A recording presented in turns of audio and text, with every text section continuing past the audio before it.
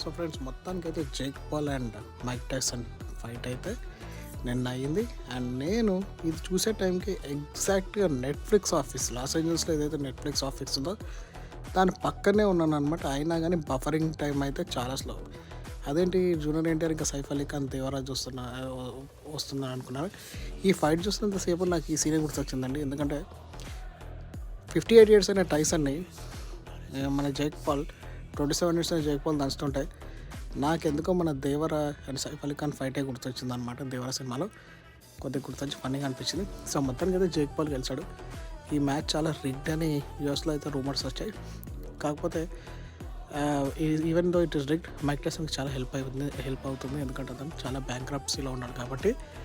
So మొత్తానికైతే fight చాలా చాలా చాలా చాలా చాలా బాగా అయిందండి. కాకపోతే 1-sided గేమ్ అయితే జేక్ పాల్ గెలిచాడు.